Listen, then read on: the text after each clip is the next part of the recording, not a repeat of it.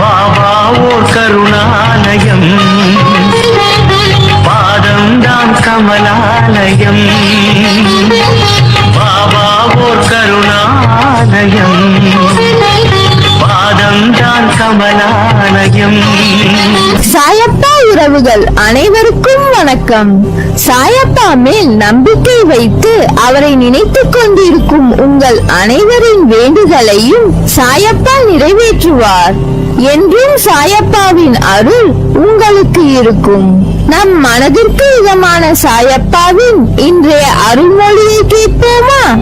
அன்பு குழந்தையே, வாழ்க்கையில் நாம் ஆசைப்படுவது அத்தனையும் கிடைக்கிறதா? சில நேரங்களில் ஆசைப்படுவது கிடைக்கும், சில நேரங்களில் கிடைக்காது. இப்படி சந்தோஷமும் ஏமாற்றமும் கலந்து இருப்பதுதானே மனித வாழ்க்கை.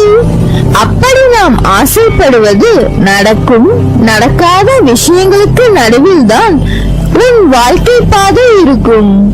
நீ ஆசைப்பட்டு விரும்பிய விஷயங்கள் எல்லாம் உனக்கு கிடைத்தால் அது திருப்தியை கொடுக்கும், மகிழ்ச்சியை தரும்.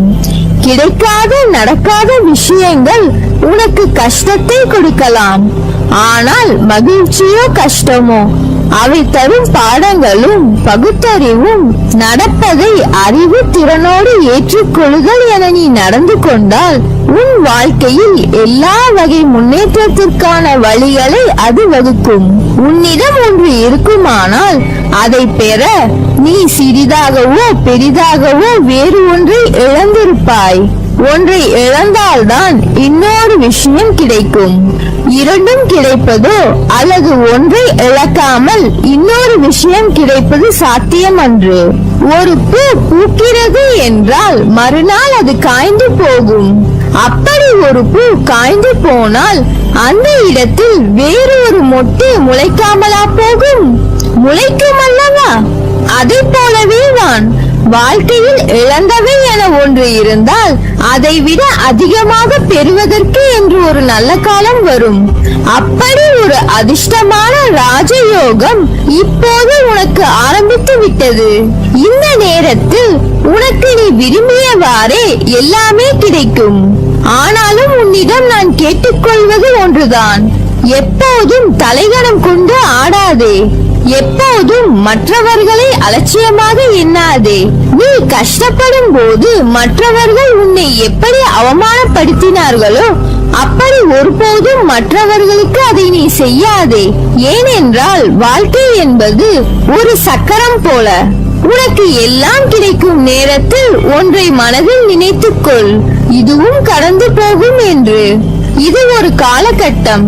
நீ ஆசைப்பட்டது உனக்கு கிடைக்கிறது. இதுவே கிடைக்காமல் போகும் காலகட்டம் வந்தால் அப்போது உன் மனதை எதையும் ஏற்கும் பக்குவத்திற்கு கொண்டு வந்துவிடு. கிடைப்பது அவசியம் அல்ல. அது கிடைக்காத போது நீ எப்படி எதிர்நோக்கி சமாளிக்கிறாய் என்பதை பொறுத்தே உனக்கு கிடைக்கும் விஷயங்கள் அதிசயமாகும். அதனால் அப்பா, இனிமேலும் எத்தனை நாள் மனதிற்குள்ளேயே என் கஷ்டங்களை எண்ணி புழுங்கி நான் அழுவது என்று புலம்பாதே. உன் குமுறல் என் செவிக்குள் எப்படி எட்டாமல் இருக்கும்?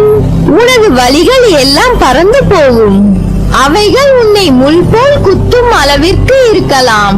ஆனால் அவற்றை அகற்ற நான் உன்னிடத்தில் இருக்கிறேன். கஷ்டம் என்று சொல்லிக் கொண்டு இருந்தால் நீ எதிர்கொள்ளும் கஷ்டம் மேலும் கடினமாகத்தான் இருக்கும். படிகளில் மேலே அடியெடுத்து வைக்கும் போது உன் கால்களின் வேகத்தை கவனி. அதே போல் நீ கீழே அடியெடுத்து வைக்கும் போது உனது அடிகளை பார். இரண்டும் ஒன்று போலத்தான் இருக்கும். ஆனால் நீ எடுத்து வைக்கும் அடியில் மேலேயும் கீழேயும் சில வித்தியாசங்கள் இருக்கும். வாழ்வில் ஒருவருக்கு வரும் மேலோங்கிய நேரத்தில் அவர்களுக்கு எல்லாம் உயர்வாகத்தான் இருக்கும். அதே போல் மேலே ஏறிய அடிகள் மீண்டும் கீழே நோக்கி வரத்தான் செய்யும். வாழ்வில் உயர்வு தாழ்வு எல்லாம் யதார்த்தம்தான். ஆனால் அதை புரிந்து நீ எடுக்கும் அடிகளில் உன் பலத்தை சோதிக்கும் அளவிற்கு கடினங்கள் வந்தாலும் அதை தாண்டி நீ அடிகளை எடுத்து வைக்க வேண்டும். வாழ்கின்ற வாழ்க்கை ஒரு வட்டத்தின் வடிவம்தான். அதனுள் நமக்கு நாம் இட்டுக்கொள்ளும் அளவுகோல் என்பது நம்மை எச்சரிக்கும் அபாயமணிதான். போகும் அடிகள் சரிதானா, அவைகள் உன்னை கொண்டு போகும் திசை சரிதானா என்று உன் மனதில் உனக்கு எழும் எச்சரிக்கை மணியாய் என் குரல் உனக்கு இருக்கும். அந்த வட்டத்திற்குள் மாயை என்ற நிழல் பின்தொடர்ந்தால் உன்னுள் நீ போடும் வட்டத்திற்குள் மாயையின் ஆதிக்கம் ஆரம்பிக்கும். அது என்னிடம் இருந்து உன்னை துரத்தி தீய ஆசைகளை உன் அருகில் கொண்டு வர வைக்கும். அவற்றை தடுக்க உன்னை அந்த வட்டத்திற்குள் இருந்து இழுத்துக் கொண்டு மேலோங்கி வா. என் கையை தருகிறேன். என் பலத்தை மொத்தமாக நீ உன்னிடம் காண்பாய்.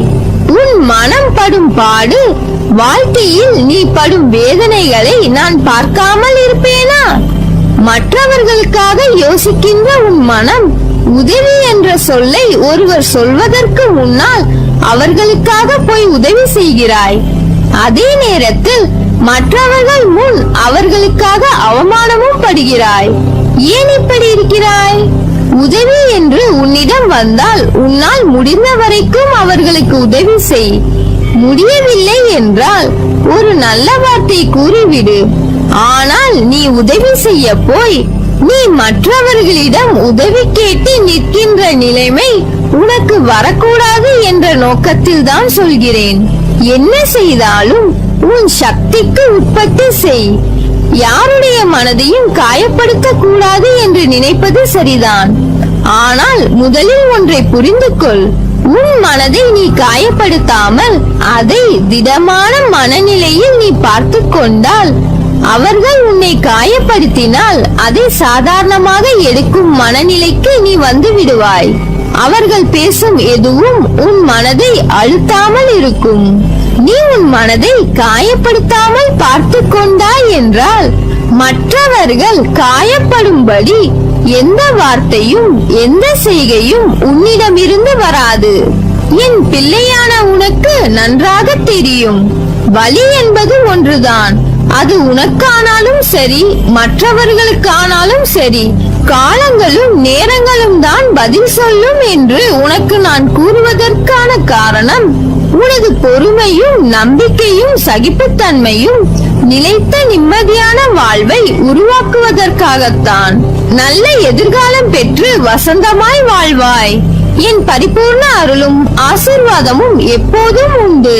உன் அம்மாவாக அப்பாவாக என்றும் என் இதயத்தில் சுமந்து அரவணைத்து காப்பேன். என்றும் என் அரவணைப்பில் வளர்ந்து வாழ்வாய். அதனால் நீ எதற்கும் பயப்படாதே, கலங்காதே. நீ ஜெயமாக நல்ல ஆரோக்கியத்துடன் எல்லா செல்வ வளங்களையும் பெற்று மகிழ்ச்சியான வாழ்க்கையை பெறுவாய். நல்லதே நடக்கும். நீ என் பரிபூர்ண அருளும் ஆசீர்வாதமும் அன்பும் பெற்ற என் செல்ல பிள்ளை.